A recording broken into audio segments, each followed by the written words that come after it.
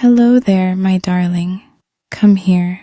Come snuggle up beside Granny. I've made you a little something warm to drink, just the way you like it.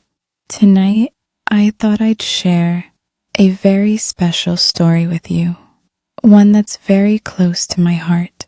It's the story of how I met your grandpa, my one and only true love. Yes, a vintage romance, as they call it nowadays. But for me, it was just life unfolding. It's funny how the ordinary moments turn out to be the ones that change everything. Now hush, get cozy, my sweet. Let Granny take you back in time. It was the summer of 1962. The world was so different back then, my darling. People took their time with things. Conversations were longer, music was softer, and love, love was something we wrote letters about. I was just 19, living in a small town tucked away between golden fields and slow-moving rivers. We had one main street with a diner, a library, and a little dress shop where I worked part-time. I loved it there. The scent of new fabric, the clatter of the sewing machine, and the bell over the door jingling every time someone walked in. It was like music to me. One warm afternoon, the bell chimed, and in he walked, your grandpa. Of course, he wasn't a grandpa yet. He was just a young man with kind eyes and a crooked smile that looked like it didn't quite know how charming it was. He had a newspaper tucked under his arm and smelled like cedar wood and fresh air. I still remember the exact shirt he wore, pale blue with the sleeves rolled up, as though he was always halfway between work and rest. He was looking for a birthday gift for his sister, and the way he asked me for help was so gentle, so respectful. That was the first time I heard his voice, and oh, sweetheart, there was something about the way he said my name, like it belonged to a song he hadn't heard in a long time. Now, let Granny pause here and give you a little advice. When you meet someone who sees you, not just looks at you, but really sees you, it feels like coming home. Don't settle for less than that, my love. You deserve someone who listens to your stories like they're treasures, even the silly ones. Back to the story. He came back the next day, and the next, always with some excuse, asking about a new dress for his sister or pretending he needed help with fabric choices.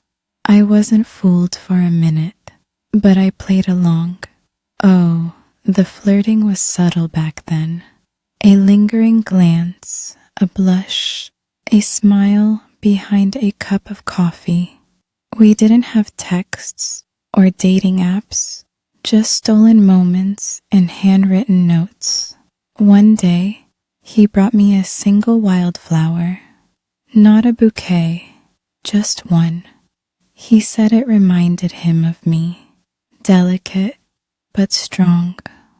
That flower dried up long ago, but I still have it pressed between pages of an old book right over there on the shelf. After weeks of these little visits, he finally asked me to go for a walk, just a walk. We strolled down by the river where the trees hung low and the fireflies were just starting to blink awake. We talked about books and music and silly dreams. He told me he wanted to build something with his life, something real, and I told him I wanted to live a story worth remembering. And somehow, we both knew we were each other's chapter one. From then on, we met every Sunday evening. We'd walk, talk, and sometimes sit in silence, just holding hands. The world slowed down when we were together. I used to watch the way the light played on his face and think, if I could freeze this moment forever, I would. Darling, love isn't always fireworks. Sometimes it's quiet understanding.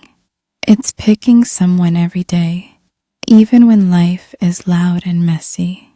Let me tell you about the night he proposed. It was late autumn. The air was crisp, and the leaves were wearing their finest colors: burnt orange, deep red, golden yellow. He brought me to the same river path, only this time he had a little picnic blanket and a thermos of tea. He looked nervous, so nervous his hands shook when he poured the tea. Then he took a deep breath, reached into his coat pocket, and pulled out a little velvet box. But instead of opening it right away, he told me something I never forgot. He said, I don't know where life will take us, but if I can go there with you, I know it'll be a good life. That was it. Not a grand speech, not a dramatic scene, just honesty. He opened the box, and there was the most delicate ring, a single pearl set in silver. He knew I didn't like flashy things. That ring wasn't just beautiful. It meant he knew me. And I said yes, not because it was perfect, but because he made me feel safe. He made me laugh. He made the world seem less scary. Darling, remember this. Marry someone who brings peace to your heart, not someone who adds noise to your mind. We married in spring, a small church wedding, nothing fancy. I wore a dress my mother had sewn, and he wore his best suit. The cake was baked by our neighbor, and the flowers were picked from my aunt's garden. But oh, the joy in that room, child, the laughter, the dancing, the promises whispered during our first slow dance. We didn't have much, but we had enough, and over the years, through hardships and celebrations, through quiet nights and chaotic mornings, we chose each other again and again. That's what love is. Not one big moment, but 1,000 small ones. Like when he made me tea without asking because he could tell I was tired, or when he learned to dance in the kitchen just to make me laugh, or when he held my hand through every doctor's appointment, every worry, every dream. He was my partner, my best friend, my compass. And now that he's gone, I carry him in every sunset, every laugh line on my face, every story I tell you. I hope, my darling, that one day you find a love like that, not perfect, but kind, true, a love that grows with you. And if you haven't found it yet, don't worry. Take your time. You're not late.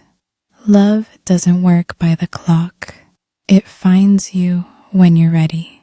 Now, come here. Let Granny hold you a little longer. Close your eyes and let the story wrap around you like a warm quilt. You are so loved, my child, and I'll be right here, always ready with another story, another memory, another moment just for you. Sleep well, my darling. Granny loves you.